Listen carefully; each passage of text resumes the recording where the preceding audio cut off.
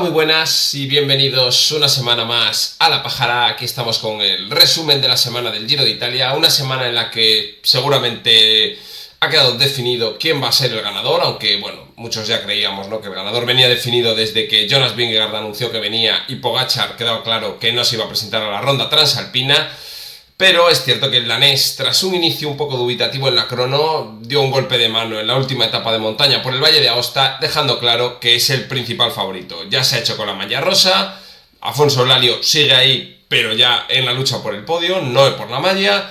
Y por lo demás tenemos actuaciones decepcionantes de los sprinters, que se dejan robar la cartera el último día en Milán, y un Jonathan Narváez, que realmente es el segundo máximo protagonista de este Giro, vuelve a ganar etapa, se mete en la pelea por la malla Ciclamino y bueno, demuestra que el UAE, a pesar de tener a la mitad de los corredores, sigue siendo uno de los mejores equipos del pelotón, eso, aunque esté con las bajas. Así que nada, vamos a por ello. Comenzamos por la etapa 10, la etapa contrarreloj, que se realizó mientras justo se publicaba el vídeo. Realmente etapa 10, crono, todos sabíamos que había un favorito, se llamaba Filippo, se apellidaba Ganna y Ganna ganó en una crono que estaba totalmente hecha para él. Ahí le vemos sacando 2 minutos casi a Timen Arensman, gran crono del holandés de Ineos. Y después Remy Cavagna, Sherbax, Derek Guy a 2.15 y quizás la mayor sorpresa, ¿no?, un Jonas Vingegaard, 13ª posición, superado incluso por Ben O'Connor dentro de la gente de la general, junto con Timen Arensman o Derek Guy, pero bueno, esos corredores quizás que sí suponíamos que eran mejores contra el crono, dejándose casi 3 minutos con el ganador de la etapa y llegando en un tiempo muy parecido a corredores que claramente no son especialistas, como puede ser el caso de Giulio Pellizzari, 3.17, Jay Hindley 3.30, o sea que realmente Felix Gall, quizás el más perjudicado, lo sabíamos, quizás es el que peor va contra el crono, 4.20 se dejó el austríaco. En general, yo creo que diferencias normales, ¿no?, más o menos lo esperado, pero es cierto que el que lo hace peor de lo esperado es un Jonas Vingegaard. Es cierto que luego dijo que estaba algo enfermo, bueno, puede ser, es posible, hay una gripe un poco afectando al pelotón que ha hecho que varios corredores se tengan que bajar de la bici. Se hablaba también de que Pellizzari o Hindley estaban mal, en fin, bueno, excusas de después de la crono, ¿no?, pues me ha ido mal, digo que estoy enfermo, hasta qué punto, en fin, de todas maneras.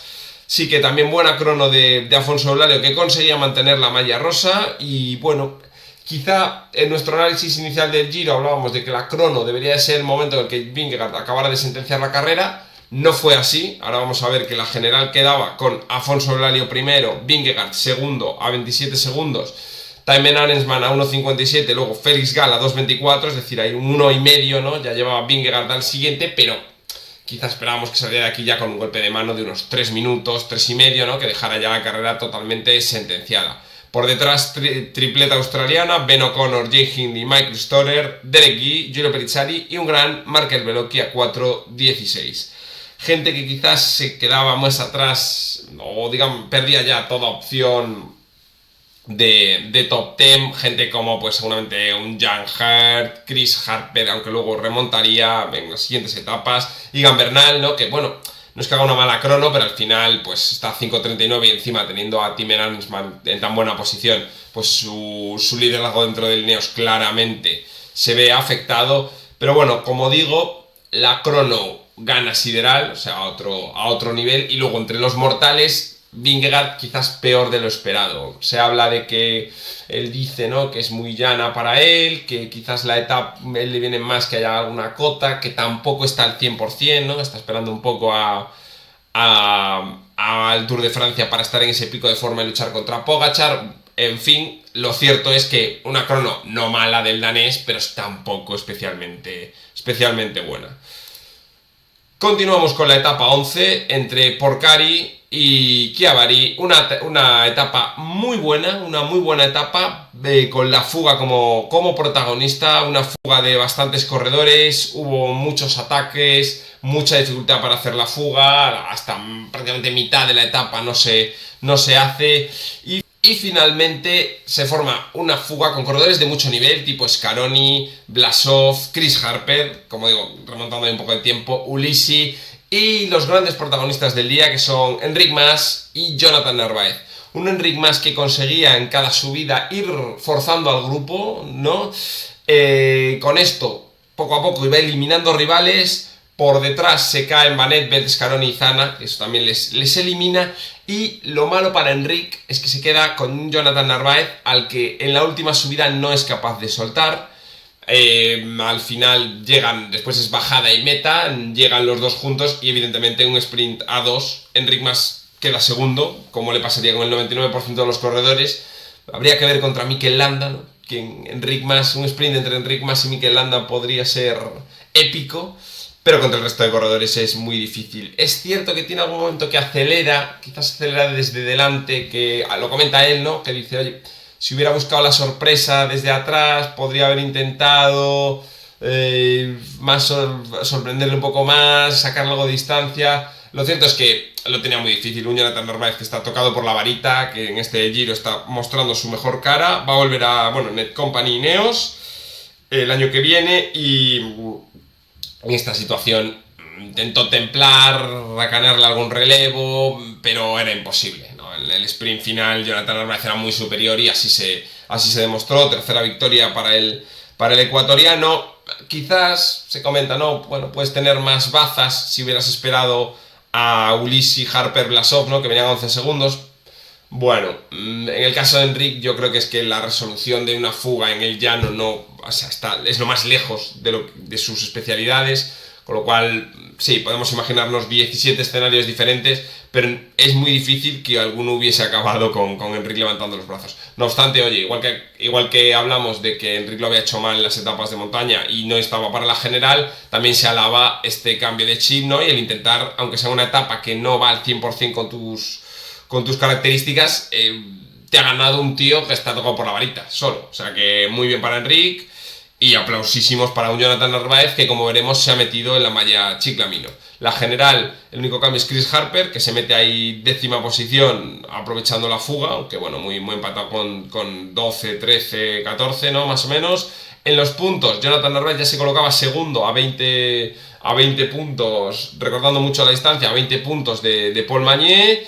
La montaña sigue comandada por Vingegaard. Los jóvenes, ahora sí, Alfonso Solari es el maillot que lleva. Y por equipos, el Red Bull Bora con la fuga de Blasov, pues es el que se lleva de momento el gato al agua. Etapa muy entretenida, ya digo, mucha pelea por la fuga. Evidentemente todo el mundo sabía que podía llegar y eso provoca que los grandes corredores estén delante, y ahora mismo es que Jonathan Narváez parece imbatible. Continuamos la semana con una etapa 12 en la cual fue un calco de una de las primeras etapas en Italia, ¿no? Los equipos de los sprinters intentaron llevar la carrera tranquila, pero por detrás gente como NSN, como Movistar, yendo a tope en la subida que había a mitad de etapa, lo que provocó que gente como Groenewegen, como Mañé, como Milan se quedaran en ese puerto y ya nunca pudieran volver al pelotón. Es cierto que luego eso también lo provocó un poco en la etapa aquella que acabó ganando Narváez, precisamente por delante de Orluis, que tuvieran quizás pocos corredores luego para controlar. El NSN tenía alguno más y en ese momento Alex Segart hizo un ataque Cancellara, un ataque a muerte a 3 kilómetros de meta, y se produjo la típica duda en el pelotón, que son dudas de nada, de 10 segundos de nada, que te me pongo a tirar tú y te vas a tirar yo, pum pum. El caso es que coge ventaja, va como un cohete, porque también es cierto que va como un misil, y se hace con la victoria adelantándose al pelotón por delante de Toon Aerts, de un Guillermo Tomás Silva que sigue acumulando puestos de honor, y Izan Vernon o Jasper Stuyven. Ahí vemos a Ular incluso sexto. Bueno, aquí coge también puntos Jonathan Narváez. Ahora veremos la clasificación de la regularidad de la malla Chiclamino. Aquí había un poco de discusión luego, ¿no? Porque se dice que gente como Movistar, que igual hubiera sido mejor lanzar a gente para la fuga, porque es muy difícil con las fuerzas que hay ahora controlar lo que les pasó, ¿no? Al final, un tío como Segart, potente, es capaz de desarrollar a un pelotón pequeño, que además ha gastado mucho en las subidas anteriores. Pero bueno, es cierto eso. O sea, quizás no tanto Movistar, que ya había gastado mucho, como otros equipos son los que podían haber intentado controlar la llegada y evitar no evitar el ataque se podía dar, pero es cierto que con un pelotón un pelín más organizado, Segart nunca podía haber ganado. Aún así, meritazo para él, porque no es fácil imponerse a un pelotón que era pequeño, pero era de 60 tíos. O sea, tampoco estamos hablando de un pelotón de 20. O sea que, bueno, yo creo que buena etapa, muy buena resolución, Segaer adelantándose al pelotón y demostrando, ¿no?, que este Giro no está siendo muy para sprinters como tal, porque casi todas las etapas llanas, incluso, bueno, luego veremos la de Milán, casi todas las etapas llanas tienen su miga como para que no haya un sprint de gran grupo, ¿no? Entonces eso hace a los sprinters muy difícil conseguir victorias. La general sin cambios, los puntos, Narváez le vuelve a meter otro bocadito a Paul Mañé, se queda a 11, estaba 20, estaba 19, se queda a 11 puntos del francés, y el resto tampoco, montaña, jóvenes y equipos, sigue todo igual. Y llegamos a la etapa 13, una etapa, ¿no?, llegan a Verbania, hay una subida antes de meta. El caso es que hay muchísima pelea por la fuga. Al final se van unos 15 corredores, sabiendo que con la subida final era imposible que llegase el pelotón. Aquí hubo claramente dos carreras, ahí lo veis, ¿no? El pelotón llega a 13 minutos del ganador, o sea, totalmente jornada intrascendente para el pelotón. Todo el mundo sabía que iba a llegar una fuga, se mete Tunats, por ejemplo, en la fuga, Maestri, corredores que ahora veremos, ¿no?, o que serán protagonistas durante toda esta semana, y lo que vemos es una exhibición del señor Alberto Bettiol, ¿no? En la última subida, ataca a Legnesund, parece que se va solo, dices, va a ganar, y de repente Bettiol, por detrás, se guarda la última bala, llega junto de Legnesund a nada de coronar, y le mete un hachazo a 200, 300 metros de coronar el repecho, que le deja sentado al noruego, y luego bajada, es verdad que era bajada y meta, o sea, sabías que si llegabas con ventajita arriba del puerto, ganabas prácticamente seguro, y así ocurrió. Alberto Bettiol, que creo que la mujer es de allí, de Verbania, de la zona, me parece, se hace con la victoria, levanta los brazos. Otra victoria para Astana, que lleva 3, además con 3 corredores diferentes, ¿no? Guillermo Tomás, Silva, Ballerini y el propio Bettiol. Segundo, Legnesund, que lo estamos viendo muy peleón en este Giro. Y tercero, otro que también está en todas, no ha ganado, pero está en todas, que es Jasper Stuyven.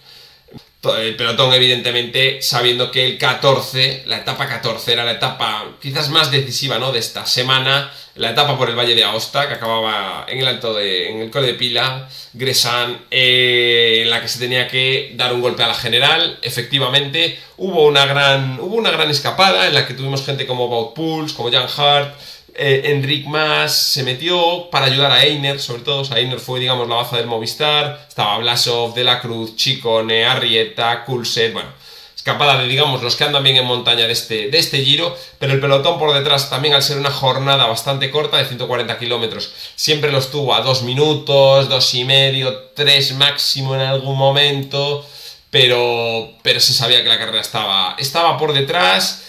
Y sabiendo que estaba por detrás, sabíamos que Jonas Vingegaard era, digamos, la punta de lanza, ¿no?, el principal favorito para ganar. Ya empezando la última subida, pronto se quedó Afonso Eulalio, que yo creo que ya sabía que, digamos, oye, voy a perder el liderato, lo que no quiero es explotar y llegar a 10 minutos. Eso es un poco, yo creo que lo que él pensó. Dijo, mira, bien hecho por su parte, o sea, no vas a ganar el Giro. La malla rosa la tienes, pero sabes que Vingegaard te va a superar. Lo que estás luchando es por el podio. Incluso un Felix Gall te puede ganar, vale. Pero para luchar por el podio o incluso un top 10, lo que no puedes permitirte es explotar. Entonces, para eso, coge tu ritmo, vete tranquilo, que al final tampoco te va a sacar la gente tanta diferencia. Aquí sí que sorprendió, para mal, digamos, Ben O'Connor, que llegó por detrás incluso de Afonso Eulalio en su mal día, ¿no?, de todas las vueltas, aún así medio bien salvado. Y por delante, como digo, Jonas Vingegaard enseguida atacó y se fue solo. O sea, fue una etapa sin... Otras veces es verdad que Gall o bien le aguantaba más tiempo o bien le iba recortando. Esta vez sí que Jonas, claramente, gran vencedor, o sea, sin lugar a dudas, machacando al resto de rivales. Segundo Felix Gall a 50 segundos y Jay Hindley, Piganzoli y Pellizzari, que llegan en torno al minuto. También Arensman pierde un poco más de lo que podíamos esperar, 1.23, pero bueno, diferencias salvables. Luego llegan Storer y gente de la fuga, Bernal también bastante bien a 2 minutos, con Derek Guy, Mathis Rondel bien. Bueno, como digo, en general, más o menos la gente en su lugar natural, donde cabría esperarles, ya digo, salvo la excepción quizás de Ben O'Connor y un Markel Beloki que, bueno, de ir en top 10, perdió 7 minutos y dijo que había sido de los peores días sobre la bici, ¿no? O sea, bueno, es un chaval joven, de hecho lo ha anunciado hoy Marca, que parece que va a fichar por Netcompany Ineos para el año que viene, y le veremos yo creo que ahora en fugas en la última semana de carrera. Bueno, aquí esta es la etapa que nosotros quizás esperábamos que fuera el lunes, pero al final fue el sábado, el día que Vingegaard le dio ya el golpe final al Giro, ¿no? Con todo esto, la general queda con Vingegaard primero, segundo Afonso Eulali a 2,5, tercero Félix Gall, que recupera posición de podio a 2,50, también Arensman 3,03, Hindley 3,40, Pellizzari 4,20, Storer, O'Connor, Derek Guy, y cerrando el top 10, un muy buen Davide Piganzoli, que está haciendo unas muy buenas etapas de montaña, al no tener tampoco que tirar tanto de Vingegaard, ¿no? Todo esto podemos decir que realmente está el ganador, que es Vingegaard, la pelea por el podio que yo metería Félix Gall, Arensman, como mucho Hindley, vamos a ver cómo se responden las etapas, y luego una pelea ya por el top 10, que ahí ya se barajarán bastante entre un Eulalio, que yo creo que va a ir para atrás, pero seguramente Rondel no sea capaz, Rondel por decir el 11, ¿no? Bernal no sean capaces de meterle 5 minutos, o sea que Eulalio tiene bastante asegurado el top 10 con la carrera hasta ahora, salvo que explote, pero ya digo, eso ya para el top 10, pues un Pellizzari, Storer, O'Connor, Derek Guy, toda esta gente, alguno que se meta en fugas, tipo Jan Hurt, que tampoco está tan lejos, pero digamos que parece que la pelea por el podio puede estar entre Gall, Arensman y Hindley. Uno de esos tres se va a quedar sin podio. Parece que Gall, solo quedando montaña, es ligeramente favorito porque sube más que los otros dos, pero bueno, lo iremos viendo. Y sobre todo interesante el Red Bull Bora, ¿no? Que tiene a 2 corredores entre los 6 primeros, Hindley y Pellizzari, que puede jugar esas bazas en las diferentes etapas de montaña, ¿no? Para intentar gastar a los rivales y que uno de los dos al menos se meta en el podio. En los puntos, Jonathan Narváez, sumando desde la fuga, adelanta a Paul Mañé, 131 contra 130. La montaña sigue ganando Vingegaard, los jóvenes Afonso Eulali, y en equipos el Visma-Lease Bike, gracias a esa actuación de Piganzoli, supera al Red Bull Bora Hansgrohe. Y por último cerramos la semana con una etapa que en principio era para sprinters y era intrascendente. Es verdad que fue intrascendente porque por culpa de Vingegaard cortaron tiempos una vuelta antes. Vingegaard fue a hablar con el coche del equipo y le dijeron, ok, pues no te preocupes, separa con el coche de dirección de carrera, y separa la carrera, no te preocupes, una vuelta antes, sin que hubiera nada, porque no había nada que pudiese justificar esto, no había lluvia, no había peligros, pero bueno, el circuito era peligroso, eso ya lo sabían de antes, y se cortan tiempos una vuelta antes. Es cierto que lo mejor de la etapa es que gana la fuga que siempre estaba como a 3 minutos, parece que les tenían controlados, pero en el circuito final es cierto que un poco la falta de fuerzas, la desorganización, etcétera, provocaron que los fugados cada vez tuvieran más posibilidades de llegar. Poco a poco se iban comiendo los kilómetros a 51 por hora, de hecho creo que la segunda etapa más fuerte más rápida de la historia del Giro, y un sprint final que intentó comandar el Polti Visit Malta gracias a que tenían doble presencia, ¿no? Mattia Valls y Mirko Maestri, pero que al final Vernes del 1X se lleva el gato al agua por delante, como digo, de Mirko Maestri, de Martin Marcellusi, del Bardiani y Mattia Valls, ¿no? Los 4 grandes. Por detrás, Paul Mañer y Groenewegen se hacen con el sprint de grupo, que esto le permite a Mañer volver a recuperar provisionalmente la malla Ciclamino, y decepción total, aunque yo creo que es verdad que ya no sprintó, pero decepción total porque es que ya solo le queda una oportunidad, la de Jonathan Milan, que queda el 14, y solo le queda Roma para no irse de vacío del Giro, que ya no hablamos ni de ganar la Ciclamino, para lo que era el favorito, ni de ganar más etapas, o sea que muy mal Giro de Jonathan Milan. Y el resto de sprinters, pues bueno, demostrando que es que había muy pocas ocasiones en este Giro de Italia.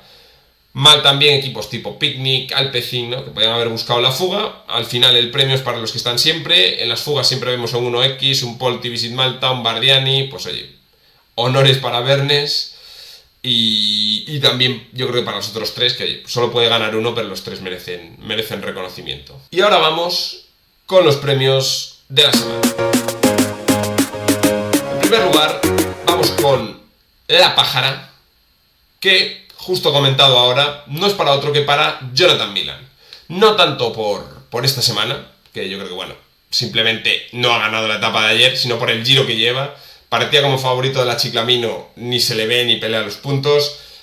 Era el mejor sprinter sobre el papel, no ha ganado ni una etapa, y más por errores suyos que de otro, porque recordemos ese sprint en Bulgaria en el que lo lanza prontísimo y se queda sin fuerza.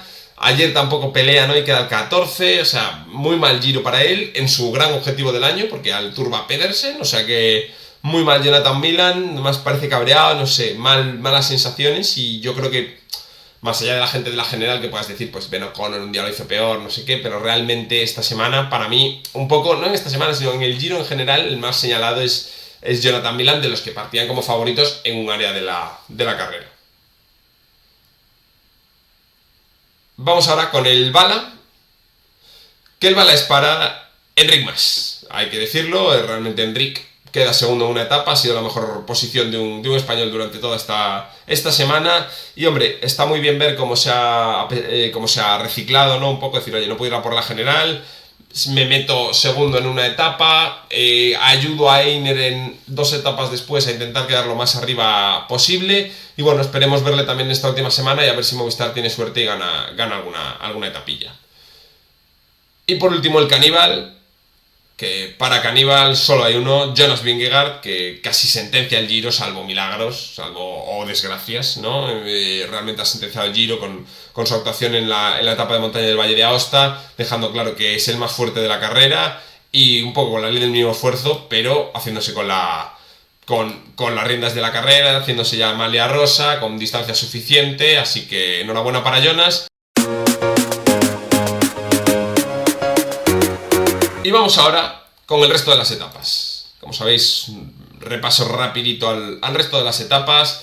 Empezamos por la etapa 16, etapa entre Bellinzona y Cari, 113 kilómetros, etapa de juveniles, ya lo dijimos, kilometraje cero. Además, tampoco tienen especialmente muchas dificultades, porque bueno, sí, es terreno quebrado, pero son 3 kilómetros al 8, o sea, un circuito subiendo Torre y Leontica, que son 2 subidas, hombre, pues para un mundial bien, pero para una etapa de 100 kilómetros poco.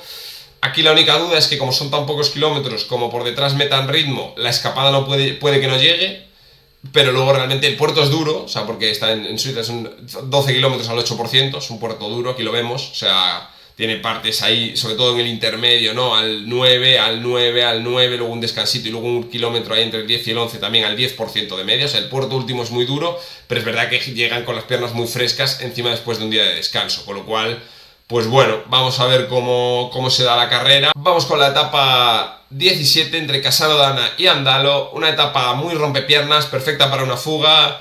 Paso de los 3 términos, 8,2 km al 6%, Cocadilodrino 8 km al 4%, terreno muy quebrado todo el rato, ascendente en los últimos 100 kilómetros de etapa, sin grandísimas subidas, pero siempre con terreno picando para arriba. Lo lógico aquí es que haya 2 carreras, siendo además 200 kilómetros, al contrario justo que la etapa anterior, carrera por la fuga, y a 10 minutos el pelotón, en el que, bueno, sí que en las últimas subidas puede haber algún tipo de ataque, pero ya digo, 2 carreras, carrera por la fuga, carrera por la general, en la que tampoco debería de haber tantas diferencias, porque vamos luego a las últimas etapas en las cuales se tiene que decidir la carrera. Etapa 18, una etapa que realmente la ves así y parecería un poco para sprinters, o por lo menos para hombres rápidos, pero lo cierto es que no tiene un metro llano, y sobre todo al final de todo tiene el muro de Cadilpollo, que son 1,1 kilómetros al 11%, que se elimina cualquier opción de sprint. Para mí ya el pelotón,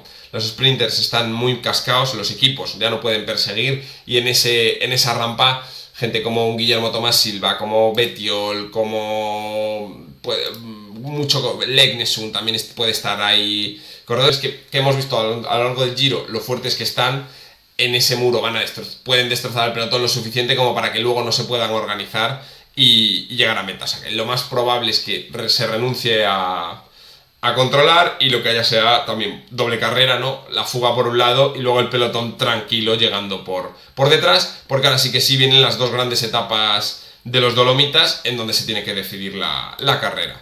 Etapa 19, la etapa reina, decían, del Giro al inicio. Nosotros también hablábamos del Blockhouse, entre Feltre y Piene di Pecce. Pasan el Paso Durán, 12 km al 8%, pasan esta Blancha, que son 6 km al 7%, Paso Jau, superan los 2200 metros, 10 kilómetros al 9, paso Falsarego y finalmente suben 5 kilómetros al 10% en Piani di Pecce. Aquí Vingegaard tiene que seguir confirmando que es el mejor, que es el más fuerte, y lo que tiene que haber es por detrás muchos movimientos, porque estamos viendo aquí, ¿no? Estoy pasando todos los puertos, bueno, Yao es brutal, ¿no? Son 10 kilómetros que no bajan. O sea, lo peor es un 7,5, lo más flojo, o sea que ya 2000 y pico metros, que tú estás desde el kilómetro 7 al 10, estás ya por encima de los 2000 metros, con lo que eso implica. Y Piani di Pecce, que son pocos kilómetros, pero después de la tralla que llevas, meterte 5 kilómetros al 10% también es brutal. Y aquí lo que tiene que haber es mucha pelea por la general, ¿no? O sea, tiene que haber mucha pelea por la general. La gente del podio, hay mucho encadenado, con lo cual, pues gente como el Red Bull Bora, según como vayan, porque esto es lo de siempre, puedes estar a Marrategui y decir, me la juego todo en la 20, intento atacar aquí. Yo creo que va a depender mucho de lo que haya aguantado Eulalio en las etapas anteriores. Si Eulalio sigue segundo en la general, porque no ha habido muchos movimientos, la gente será más agresiva. Si ya no estás segundo y tienes colocado en el podio un Hindley, un Arensman, la gente va a empezar a mirar, bueno, me la juego en la última etapa, a ver qué diferencias hay, cuáles no. O sea que es una etapa muy bonita sobre el papel, veremos si tanto en la carretera, ¿no? Y por último, etapa 20, que aquí sí que sí, lo que parece es que se la van a jugar todos en la última subida. O sea, las diferencias que haya, todo el mundo va a jugarse en la última subida, porque es doble paso por Piancavallo, queda entre un paso y otro hay como 30 kilómetros, con lo cual difícil que ataques en el primer paso, salvo que tengas mucha gente por delante. Es cierto que tienes tiempo para hacer una fuga, porque al principio de la etapa es todo llano, hasta el doble paso, ¿no? Porque esto también lo hicieron con Montegrappa en su día. Lo normal aquí es que si el podio está en margen de más o menos 30 segundos, todo el mundo se espera a Piancavallo en los últimos kilómetros, y a ver ahí quién puede llevarse el podio al final, con un Vingegaard a la expectativa, corriendo tranquilo, diciendo, oye, yo voy a ganar el Giro, pues respondo a los ataques, pero tampoco hago más exhibiciones y me voy guardando para el Tour. Subí a Piancavallo, Cima Mikel Landa, ¿no? Aquí ganó Mikel.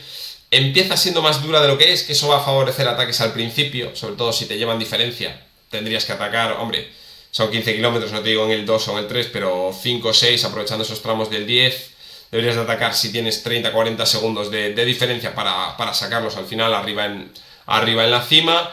Y bueno, puede ser un buen final. Es más fácil que aquí haya movimientos de los de la general que los haya en la etapa anterior, si el podio está en pocos segundos, ¿no? Etapa peor sobre el papel, pero que igual nos da algo más de emoción. Y por último, etapa 21, paseo en Roma. Entendemos que esta vez sí, paseo, y nadie va a poder romper el sprint, pero bueno, ya hemos visto que en Milán sí que se ha hecho, así que veremos si Milán gana. Milán, Mañer, Groenewegen, muchos clientes para una sola victoria.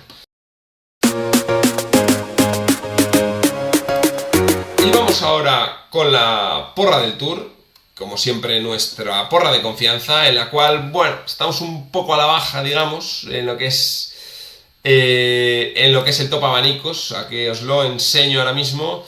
Vamos quintos, es verdad que mantenemos posición, llevamos quintos mucho tiempo.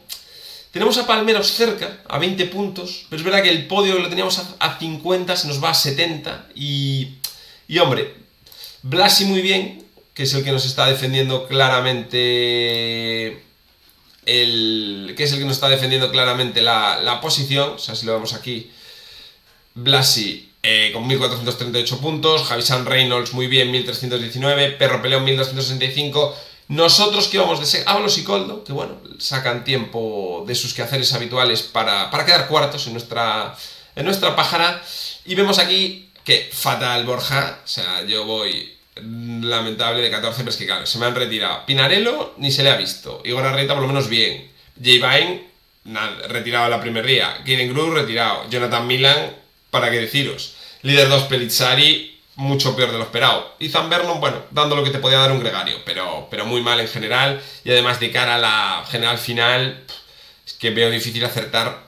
O'Connor sexto quizás, y el primero, pero el resto mucho tiene que cambiar. Montaña parece que sí, joven veremos, combativo ni de broma, Pinarello no se le está ni viendo, o sea que bueno, mala clasificación. Voy a ir por orden, ¿no? Duarte, de 1º, pues bueno, ahí está. Tiene algo más de puntos. Romo está fuera, Christen y se le ve. También tiene a Milan, Groenewegen entre la caída tal mal, Pellizzari también, confío en Pellizzari bastante mal, y en la general pues un poco lo mismo que mi caso, pero es que incluso parecido, sí, la verdad que bastante parecido. Creo que ha ido acertando algunos triunfitos de etapa, pero bueno, veremos cómo termina, pero no está siendo nuestro Giro, la verdad. Estamos yéndonos un poco abajo. Y la pájara, que estábamos ahí en el podio, vamos sextos del abanico, nos perjudica. Nos ha perjudicado mucho en este caso, que normalmente es buena estrategia tener a sprinters porque suele haber mucho punto suyo. Este año no está siendo así. Milan Mañé, por lo menos tenemos a Mañé, que es el mejor de los sprinters. Javier Romo retirado mal, Ben Turner no ha acabado de estar nunca, y yo creo que ahora con Arensman y Egan Bernal tampoco le vamos a ver. Scaroni todavía puede darnos buenas alegrías, y los jornaleros, son los que nos han dado un poco de mal. O sea, aquí, que es donde puedes sumar un poco más, pues no hemos sido capaces. En victorias de etapa tampoco, 83, hemos acertado 3, que bueno, 2 Vingegaard, una gana, tampoco es la pera. Así que bueno, mal Giro de momento. Vamos a ver si entre todos conseguimos remontar esto y volver a intentar llegar a la tercera posición del podio de las ligas privadas, ¿no? Aquí muy bien, ¿no? Blasi también yendo por los sprinters. Se nota a la gente que somos más expertos, solemos ir a por sprinters, que suele ser una buena fórmula. O sea, yo creo que en el Tour hay que repetirla, y en la Vuelta, o sea, es la fórmula buena, pero que en este Giro está fallando. Bien que tiene, claro, al chaval de Jonathan Narváez como jornalero, que está dando muchísimos puntos con Chicone, Scaroni, etc. Por ver un poco lo que es el ranking de la general final, digamos, la clasificación total. Ancho Ghetto primero, 1600 puntos, Udo Urens segundo, 1583, y Random Forever 1565, o sea que mucha gente, muy pocos puntos. Y vamos a ver el equipo de Ancho Ghetto, que de momento, pues bueno, no ha acertado muchas etapas, solo tres, pero claro, se la jugó, ¿no? Quitó un sprinter, metió a un tío de la general, encima mete a Arensman, le va muy bien, tiene a Jonathan Narváez, tiene a Scaroni, le va a perjudicar el no tener a Romo, y luego tiene a Afonso Eulalio, que claro, esto es triple, y le ha entrado el triple. Afonso Eulalio le ha dado más puntos que nadie, o sea, por ahí lo veis, ¿no? Le ha dado casi más puntos que Ving, es el segundo que más puntos da, o sea que triple total. Veremos ahora, pero bueno, tiene aquí gente que, hombre, si le gana etapa Chicone, Jonathan no va a seguir ahí, bueno, veremos. Pero como siempre decimos, bueno, ya sabéis que podéis cambiar los ganadores de etapa hasta que empieza la siguiente, y nada, pelearemos hasta el final. Las vueltas son 3 semanas, así que estaremos peleando ahí a ver si por lo menos logramos meternos en el podio de las ligas privadas. Y nada más, como comentamos, semana que era de transición, ha ido bien, mejor de lo que yo esperaba incluso, y ahora vamos a la semana final, en la que yo creo que el ganador está decidido, pero que el podio está todavía por decidir, la Chiclamino también. En montaña todavía podemos tener cambio de líder, si hay alguien que claramente va por ese maillot, que no es Jonas Vingegaard. Y nada, disfrutar de la última semana, de la primera de las 3 grandes, contando los días para volver a ver a nuestro líder, porque ya sabéis que el landismo sigue vivo.